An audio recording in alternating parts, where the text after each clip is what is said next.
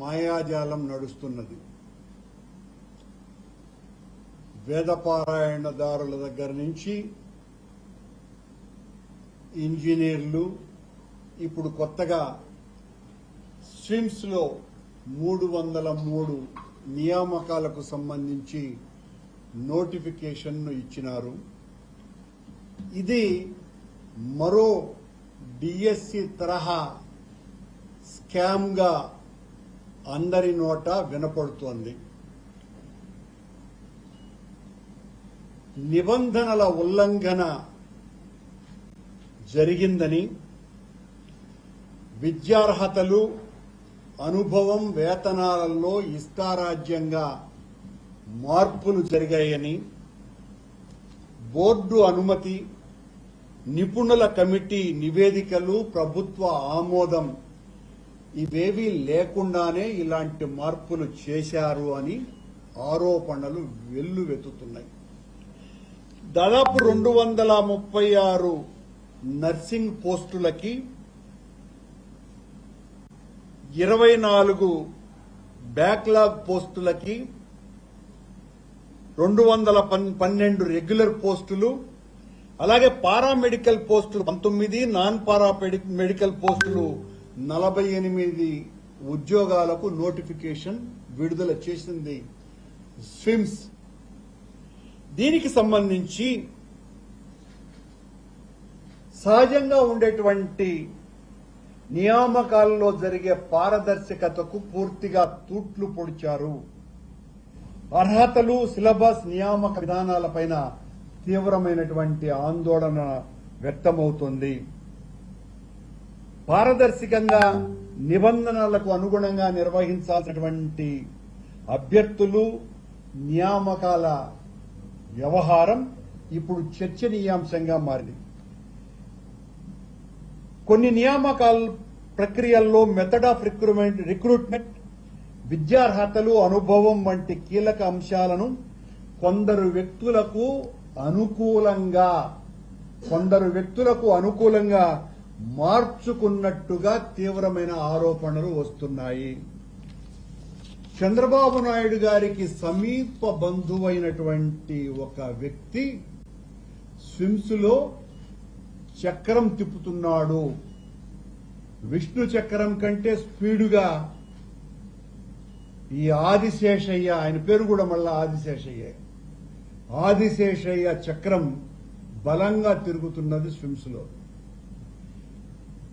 తమాషా ఏంటంటే ఈ నియామకాలలో సాక్షాత్తు స్విమ్స్ విశ్వవిద్యాలయ వైస్ ఛాన్సలర్ మరియు డైరెక్టర్ పదవిలో ఉన్నటువంటి వ్యక్తి అయిన డాక్టర్ ఆర్వి కుమార్ నే పక్కకు దోచేసినారు. బర్డ్ డైరెక్టర్ ను దీనికి సంబంధించిన కమిటీకి అధ్యక్షునిగా నియమించారని తెలుస్తోంది. ఈ నియామక ప్రక్రియకు పర్యవేక్షించేందుకు శాఖాధిపతిగా ఈ ఆదికృష్ణయ్యను నియమించారట. ఆయనపై అవినీతి ఆరోపణలు ఉన్న సంగతి అందరికీ తెలిసిందే. మొన్న జరిగినటువంటి ఒక సంవత్సరంలోపు 100 మంది డాక్టర్ల నియామకాలలో ఎంత పెద్ద ఎత్తున గోల్మాల్ జరిగింది. ఆ 100 మంది డాక్టర్ల నియామకాల్లో కోట్ల రూపాయల డబ్బులు దొర్లినాయి. దానికి ప్రధానమైనటువంటి పాత్ర పోషించింది ఈ విష్ణు చక్ర ఆదిశేషయ్య గారేనని అందరి నోడరా అక్కడి స్విమ్స్ లో ఎవరిని అడిగినా తెలుస్తోంది. ప్రస్తుతం జరుగుతున్నటువంటి నియామక ప్రక్రియల మీద కూడా అదే తరహాలో అనుమానాలు తలెత్తడం తీవ్ర ఆలోచనకు, ఆవేదనకు గురి చేస్తున్నది. సాధారణంగా ఏ పోస్టుకు సంబంధించిన అభ్యర్థులకు సంబంధించిన విద్యార్హతలు, అనుభవ ప్రమాణాలు, నియామక విధానంలో మార్పులు చేయాలి అంటే సంబంధిత రంగ నిపుణులతో కమిటీని ఏర్పాటు చేయాలి. ఇలా కమిటీని ఏర్పాటు చేయాల. ఆ కమిటీ సమర్పించిన నివేదికను సంబంధిత బోర్డు ఆమోదించి అనంతరం ప్రభుత్వ అనుమతి కూడా తీసుకొని ఉండాలి. ఆ తరువాతనే ఆ మార్పులను అనుమతి చేయాలి. ఇలాంటివి ఏవి జరగకుండానే ప్రవేశ పరీక్షలకు సంబంధించిన సిలబస్ ను కూడా వైద్య పరిపాలన సాంకేతిక రంగాల నిపుణుల కమిటీ రూపొందించాల్సి ఉండగా ఉద్యోగాలు పొందేటువంటి అవకాశం ఉన్న వ్యక్తుల ప్రభావంతో ఉద్యోగాలు పొందేటువంటి వ్యక్తుల ప్రభావంతోనే సిలబస్ రూపొందించారన్న తీవ్రమైన ఆరోపణలు వస్తున్నాయి. అంటే ముందే పోస్టులు ఎంపిక జరిగిపోయింది అన్న చర్చ తీవ్రంగా సాగుతున్నది. ప్రశ్నాపత్రాల రూపకల్పనలో కూడా వీళ్ల వర్గానిదే పైచేయి అయ్యి ఆ ప్రభావం చూపే విధంగా ఈ కమిటీలను ఏర్పాటు చేశారు అన్న ఆరోపణలు కూడా ఉన్నాయి. సాంకేతిక పోస్టులకు సంబంధించి నోటిఫికేషన్ ముందుగానే నిర్ణయించినటువంటి కొద్దిమంది వ్యక్తులకు అనుకూలంగా రూపొందించారని ఆశావహ అభ్యర్థులే గగ్గోలు పెడుతున్నారు. ఈ నియామకాలకు సంబంధించి పోటీని తగ్గించి ముందుగానే నిర్ణయించిన అభ్యర్థులకు అవకాశం కల్పించాలనే దురాశ దురుద్దేశము ఈ నోటిఫికేషన్ల ద్వారా బట్టబయలవుతున్నది. బోర్డు లేదా ప్రభుత్వ అనుమతి లేకుండానే సంబంధిత పోస్టుల ప్రాథమిక వేతనాలను గణనీయంగా పెంచి వీళ్ళెవరికైతే కొద్దిమందికి ఉద్యోగాలు ఇవ్వాలనుకుంటున్నారో వాళ్లకు సంబంధించినటువంటి వేతనాల పెంపుదల అనుమతిని టీటీడీ బోర్డు గాని ప్రభుత్వ అనుమతి గాని లేకుండానే ప్రాథమిక వేతనాలను గణనీయంగా పెంచి ముందు వాళ్లు నిర్ణయించుకున్నటువంటి వ్యక్తులను నియమించుకునేందుకు అనుకూలమైన వాతావరణాన్ని సృష్టించారు అన్న ఆరోపణలు వస్తున్నాయి. ప్రభుత్వ రంగ సంస్థలు ప్రభుత్వ అనుబంధ రంగ సంస్థల్లో ఉద్యోగాల భర్తీకి నోటిఫికేషన్ జారీ చేయాలంటే నియామక ప్రక్రియ పూర్తిగా పారదర్శకంగా ఉండాల్సిన అవసరం ఉంది. ఇందుకోసం ఏపీపీఎస్సీ లేదా అధికారిక వ్యవస్థల ద్వారా అత్యున్నత నైపుణ్యం కలిగిన సంబంధిత విద్యా లేదా పరిశోధనా సంస్థల ద్వారానే సిలబస్ రూపొందించి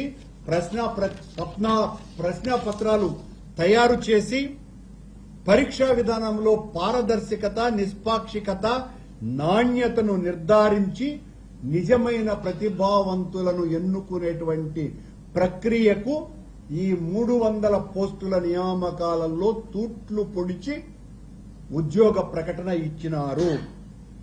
వైద్య రంగానికి సంబంధించిన అంటే పారామెడికల్, నాన్ పారామెడికల్ కు సంబంధించిన పోస్టుల విషయంలో ఎయిమ్స్, డాక్టర్ ఎన్టీఆర్ ఆరోగ్య విశ్వవిద్యాలయం వంటి ప్రతిష్టాత్మక సంస్థల నిపుణుల ద్వారా సిలబస్, ప్రశ్నాపత్రాలు రూపొందించాల్సింది పోయి వీళ్లే కమిటీగా ఏర్పడి ప్రశ్నలు తయారు చేసుకున్నారు.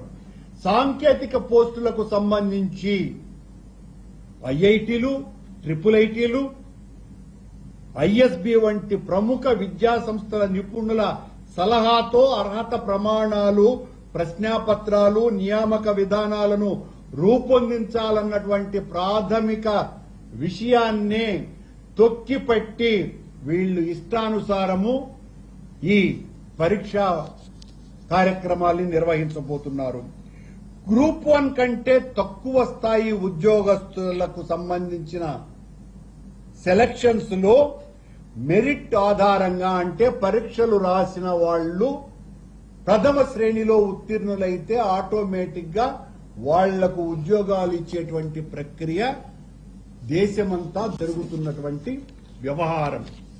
కానీ ఇక్కడ పరీక్షా పత్రాలను ఈరోజు చంద్రబాబు గారి మానస పుత్రిక ఈనాటి విషకన్యలో కూడా రాసినారు. ఏమని? ఆన్లైన్ ద్వారా దరఖాస్తుల స్వీకరణ, రాత పరీక్షల నియామకం ఏపీటీ ఆన్లైన్ సర్వీసెస్ తో స్విమ్స్ ఒప్పందం కుదుర్చుకున్నది. పరీక్షల నిర్వహణకు సుమా, పరీక్షా పత్రాల సెలక్షన్ కాదు. అర్హత సాధించిన అభ్యర్థులతో ముఖాముఖి ఇంటర్వ్యూలు నిర్వహించి ఉద్యోగాలను ఎంపిక చేయబోతున్నారు. అంటే పరీక్షల్లో పాస్ అయినంత మాత్రాన మీరు ఉద్యోగాలకు సెలెక్ట్ కారు. ఈ ఉద్యోగ సెలెక్ట్ కమిటీలో ఎవరైతే ఉన్నారో వాళ్ళు సెలెక్ట్ చేస్తారు మిమ్మల్ని, ఈ ఉద్యోగస్తులు.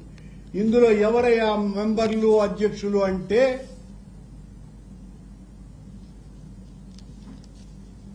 ఆదిశేషు, ఆయన ఆధ్వర్యంలో మొత్తం వ్యవహారం అంతా సీఎం గారికి సమీప బంధువున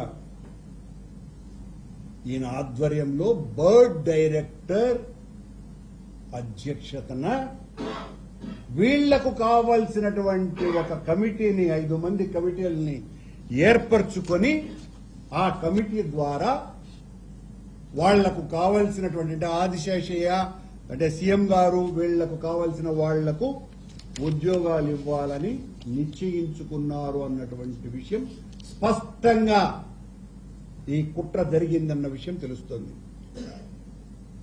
విశ్వవిద్యాలయానికి సంబంధించిన ఛాన్సలర్, వైస్ ఛాన్సలర్ కి అవకాశం ఇవ్వకుండా ఇతర సీనియర్ అధికారులను కూడా పూర్తిగా పక్కన పెట్టేసి డిప్యూటీ డైరెక్టర్ స్థాయి అధికారైనటువంటి ఆదిశేషయ్య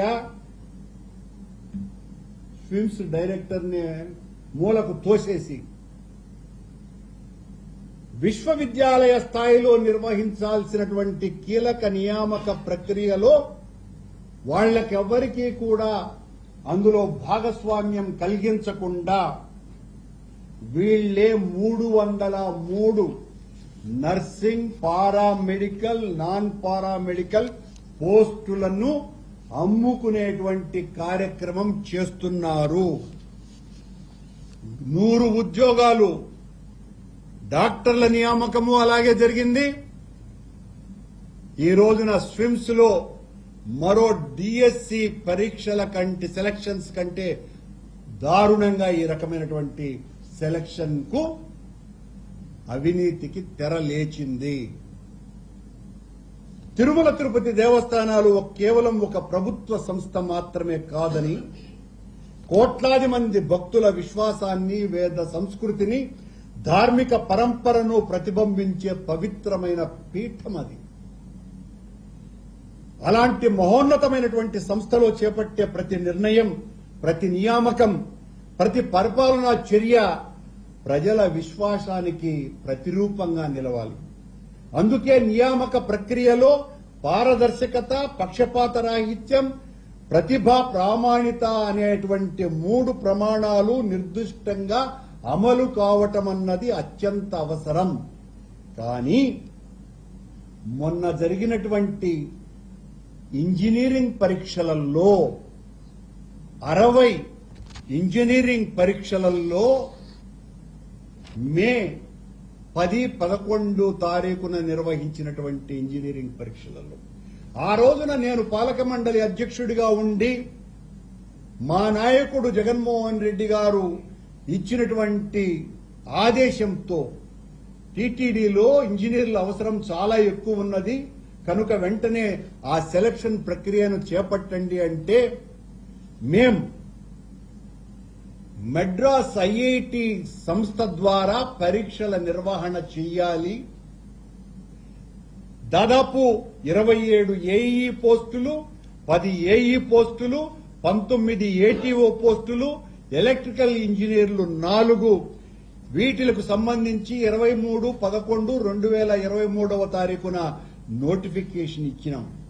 కానీ అందులో రాయలసీమ వాసులకు అన్యాయం జరిగేటువంటి విషయం న్యాయపరంగా చిక్కులు వస్తాయి కనుక మళ్లీ దాన్ని నోటిఫికేషన్ ఇద్దామనుకునే లోపల మా ప్రభుత్వం వెళ్లిపోయింది. కానీ ఈ ప్రభుత్వం వచ్చిన తర్వాత దాదాపు 2 ఏళ్లు ఖాళీగా ఉండి ఒక రోజు కూడా ఇంజనీరింగ్ ప్రక్రియలను పూర్తి చేయాలన్న ఆలోచన చేయనటువంటి ప్రభుత్వం మే నెలలో పరీక్షల్ని నిర్వహించి ఏదైతే న్యాయ సమస్యలు వస్తాయని మేము ఆపామో దాన్ని లెక్క చేయకుండా ఆ రోజున మేము పరీక్షల్ని నిర్వహించాలి అంటే 34,000 మంది దరఖాస్తులు చేసుకున్నారు. కానీ చంద్రబాబు నాయుడు గారు ఈ 60 పోస్టులకు సంబంధించి ఒకే ఉద్యోగానికి 2 ఉద్యోగాలకు అప్లై చేస్తే 2 చోట్ల అవకాశం ఇస్తామని చెప్పి కూడా వాళ్లకు అవకాశం లేకుండా చేసినారు. అంటే ఏఈ పోస్టుకు ఏటీఓ పోస్టులకు కూడా బీటెక్ అభ్యర్థులు దరఖాస్తు చేసినారు. కానీ వీళ్లు ఒక అభ్యర్థి 2వ చోట ఎగ్జామ్ రాయటానికి అవకాశమే లేకుండా చేసిన కారణంగా మా హయాంలో 34,000 మంది అప్లికేషన్స్ తీసుకుంటే ఎగ్జామ్ కు ప్రిపేర్ అయితే ఇక్కడ ఎగ్జామ్ రాసినటువంటి వాళ్లు కేవలం 18,000 మంది. ఈ ప్రక్రియలో ఇప్పటి వరకు నియామకాలలో ఒక్కొక్క ఉద్యోగానికి 30 లక్షలకు పైగా దండుకున్నారు అన్నటువంటి ఆరోపణలు ఎక్కడ చూసినా కూడా జ్వాలగా రగులుకొని అంటుకొని చర్చనీయాంశమైనాయి. అంతే కూడా కాకుండా మేము ఇచ్చింది 2023లో నోటిఫికేషన్. 2003 తర్వాత 4-5 సంవత్సరాలలో ఉత్తీర్ణత అయినటువంటి అభ్యర్థులకు అవకాశమే లేకుండా చేసి 2023 ఇచ్చినటువంటి నోటిఫికేషన్ నే యథాతథంగా దాని ద్వారానే ఈ రోజున సెలక్షన్స్ చేసుకుంటూ అమ్ముకున్నారు ఉద్యోగాలు అన్ని కూడా. ఇప్పటికీ కూడా ఆ రిజల్ట్ బయటికి రాలా. ఈ రోజున స్విమ్స్ కు సంబంధించినటువంటి ఉద్యోగాలకు సంబంధించి అర్హతా ప్రమాణాలు మచ్చుకు ఒకటి చెప్తాను మీకు. మామూలుగా ఈ పారామెడికల్ వీటికి సంబంధించి నాన్ పారామెడికల్ సంబంధించిన పోస్టులలో బీటెక్ ఎంసీఏ అని ఉండాలి వాళ్ళ విద్యార్హత. ఆశ్చర్యంగా